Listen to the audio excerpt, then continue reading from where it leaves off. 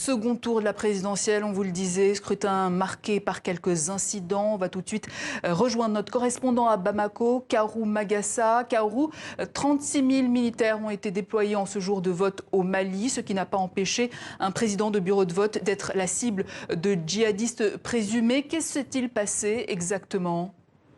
Alors, selon le témoignage d'un directeur d'école que j'ai pu avoir au téléphone tout à l'heure, 6 présumés djihadistes ont fait irruption en armes dans une école d'Arcodia.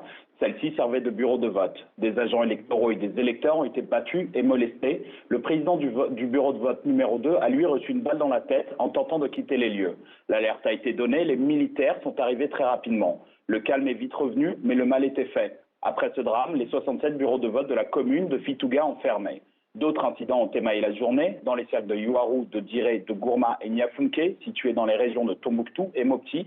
Des urnes ont été brûlées, du matériel saccagé et des bureaux de vote fermés. A contrario, et sur le plan national, le vote s'est déroulé dans le calme. Il y a eu moins d'incidents qu'au premier tour et 6 000 membres des forces de sécurité supplémentaires ont été déployés. Dans les villes de Tombouctou, Gao et Mopti, où j'ai appelé des populations, la situation était maîtrisée malgré les défis sécuritaires des régions du nord et du centre où sévissent des djihadistes. Kaourou, les bureaux de vote ont fermé depuis quelques heures maintenant. Les dépouillements ont commencé. Quelle est l'ambiance en cette fin de scrutin ?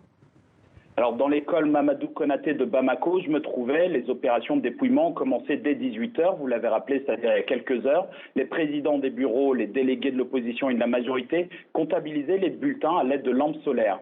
L'affluence a été faible durant la journée. Le comptage s'est réalisé à bon train, moins d'une heure dans certains bureaux. Un long travail de collecte et de centralisation des suffrages va donc commencer dès cette nuit et le ministère de l'administration territoriale a jusque vendredi prochain pour livrer les résultats provisoires de ce second tour.